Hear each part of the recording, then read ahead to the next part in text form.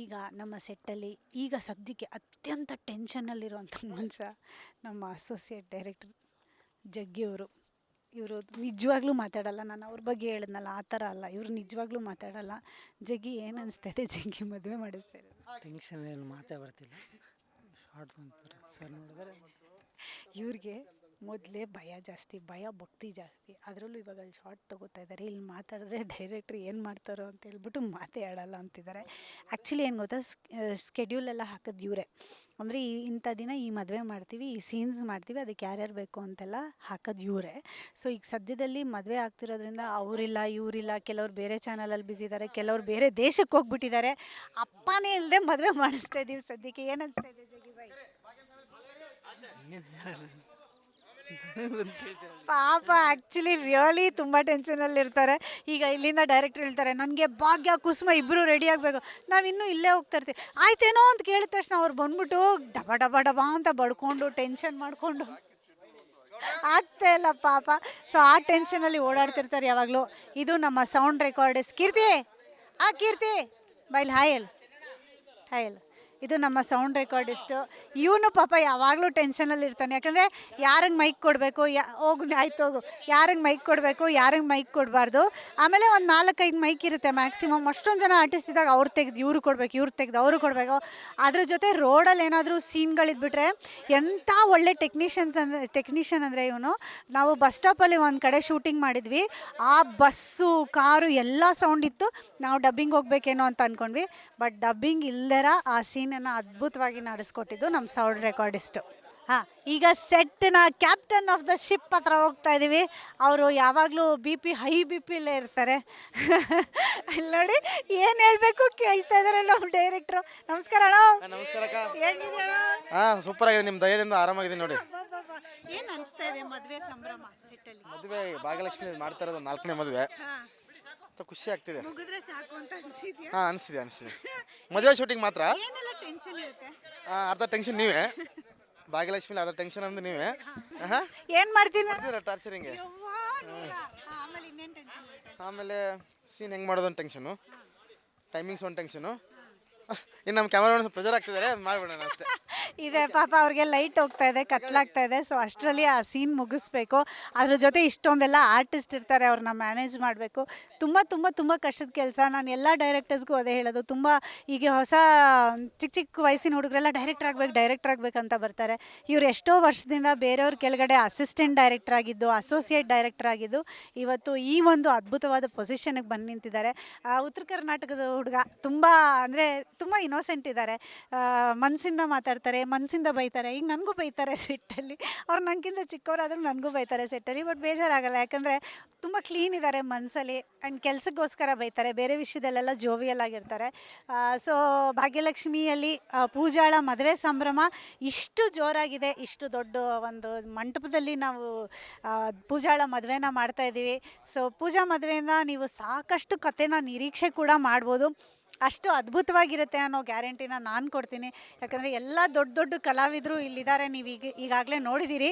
So ಪೂಜಾ ಮದುವೆಗೆ ನೀವು ಬಂದಿದ್ದೀರಾ already.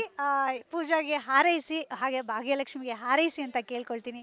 Thank you so much. ಒಟ್ಟಾರೆಯಾಗಿ ಪಾಪ ನೀವು ಆ್ಯಂಕರ್ ಆಗಿದ್ದಕ್ಕೂ ಸಾರ್ಥಕ ಆಗೋಯ್ತು ಅನ್ಸುತ್ತೆ. ಬಿಕಾಸ್ ಯಾಕಂದರೆ ಒಂದು ಟೇಕನ್ನು ಸಹ ತೊಗೊಳ್ಳದೆ ಕಂಟಿನ್ಯೂಸ್ ಆಗಿ ಎಲ್ಲರನ್ನೂ ಅಂದರೆ ಸಾಮಾನ್ಯವಾಗಿ ಏನಂತಂದರೆ ಆರ್ಟಿಸ್ಟ್ ಅಂದಮೇಲೆ ಝೂಮಲ್ಲಿ ಆಗಿರ್ಬೋದು, ವೈಡಲಂಗೆಲ್ಲ ತೊಗೊಂಡಿದ್ದಾರೆ. ಬಟ್ ಆ್ಯಂಕರ್ ಅಂದಮೇಲೆ ಎಲ್ಲೂ ಪಟ ಪಟ ಪಟ ಪಟ ಪಟ ಅಂತ ಎಲ್ಲರೂ ಹೆಂಗೆ ಮ್ಯಾನೇಜ್ ಮಾಡಬೇಕು, ಅಲ್ಲಿ ಡೈರೆಕ್ಟರ್ ಕಿರ್ಚಾಡ್ತಿರ್ತಾರೆ, ಅವ್ರನ್ನ ಹೆಂಗೆ ಮ್ಯಾನೇಜ್ ಮಾಡಬೇಕು, ಮತ್ತು ಇಲ್ಲಿ ನಿಧಾನಕ್ಕೆ ಮಾತಾಡಬೇಕು.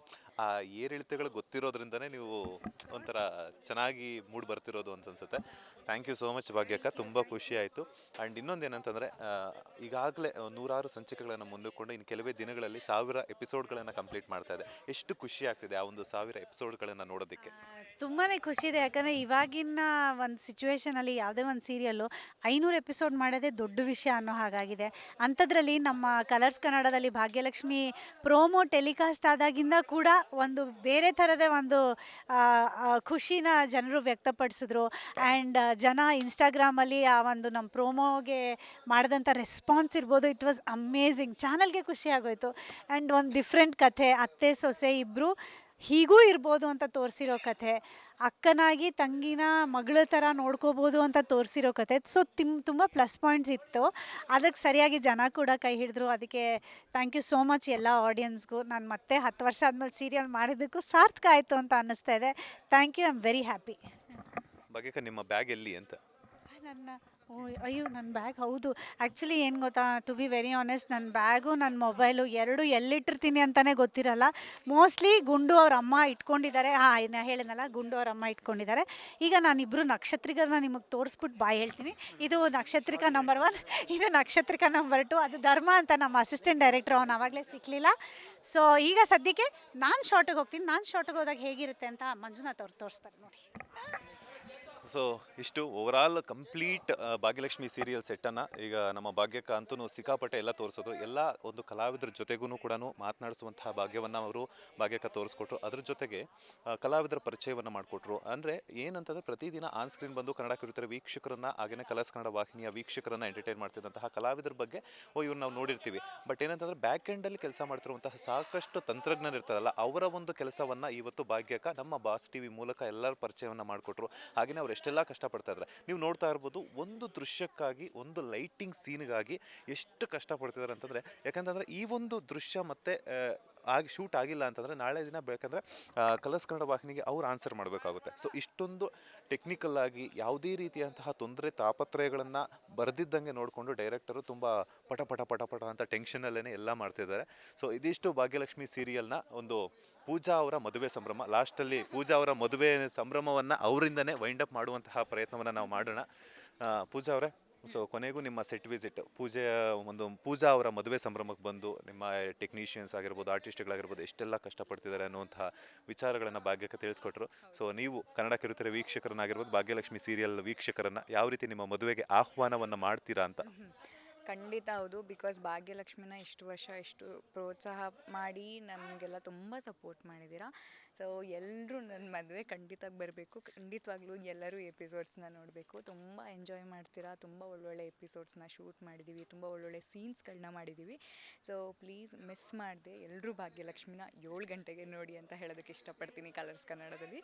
ಸೊ ಪ್ಲೀಸ್ ನನ್ನ ಮದುವೆಗೆ ಎಲ್ಲರೂ ನಿಮ್ಮ ಒಂದು ಏನು ಉಡುಗೊರೆ ಅಂತ ನೀವು ಕೊಡೋದಕ್ಕೆ ಇಷ್ಟಪಡೋದಾದರೆ ಪ್ಲೀಸ್ ಎಲ್ಲರೂ ಸಂಜೆ 7 ಗಂಟೆಗೆ ಭಾಗ್ಯಲಕ್ಷ್ಮಿ ಸೀರಿಯಲ್ನ ನೋಡಿ ಅಂತ ಹೇಳೋಕ್ಕೆ ಇಷ್ಟಪಡ್ತೀನಿ. ನಮ್ಮಂಥ ಪಡ್ಡೆ ಹುಡುಗರಿಗೆ ಬ್ಯಾಚುಲರ್ ಪಾರ್ಟಿ ಯಾವಾಗ ಕೊಡ್ತೀರಾ ಅಂತ? ಬ್ಯಾಚುಲರ್ಸ್ ಪಾರ್ಟಿ ಎಸ್ ಕೊಡೋಣ ಫರ್ ಶೋರ್ ಕೊಡೋಣ. ಈಗ ಆಲ್ರೆಡಿ ಮದುವೆ ಎಲ್ಲ ಸ್ಟಾರ್ಟ್ ಆಗಿಬಿಟ್ಟಿದೆ. ಸೊ ವಿಲ್ ಸಿ, ನೋಡೋಣ ಏನಾಗುತ್ತೆ ನೆಕ್ಸ್ಟ್ ಮುಂದೆ. Thank you so much. ಒಳ್ಳೆಯದಾಗಲಿ. All the best. Thank you so much. ಇದಿಷ್ಟು ಭಾಗ್ಯಲಕ್ಷ್ಮಿ ಸೀರಿಯಲ್ನ ಒಂದು ಭಾಗ್ಯಲಕ್ಷ್ಮಿ ಸೀರಿಯಲ್ ಸೆಟ್ಟಲ್ಲಿ ನಡೀತಾ ಇರುವಂತಹ ಪೂಜಾ ಅವರ ಮದುವೆ ಸಂಭ್ರಮದ ವಾತಾವರಣ. ಕ್ಯಾಮರಾ ಪರ್ಸನ್ ರಾಘವೇಂದ್ರ ಸ್ವಾಮಿ ಜೊತೆ Manjunath Srinivas, boss TV Kannada, Bengaluru. Latest ಹಾಗೂ ಇಂಟ್ರೆಸ್ಟಿಂಗ್ ಸುದ್ದಿಗಳಿಗಾಗಿ ಬಾಸ್ ಟಿವಿ ಕನ್ನಡ ಚಾನೆಲ್ನ ಸಬ್ಸ್ಕ್ರೈಬ್ ಮಾಡಿ. ಹಾಗೆಯೇ ಬೆಲ್ ಐಕಾನ್ ಪ್ರೆಸ್ ಮಾಡಿ. ಇದರ ಜೊತೆಗೆ ಫೇಸ್ಬುಕ್, ಇನ್ಸ್ಟಾಗ್ರಾಮ್, ಎಕ್ಸ್ನಲ್ಲೂ ಮಿಸ್ ಮಾಡದೆ ಫಾಲೋ ಮಾಡಿ.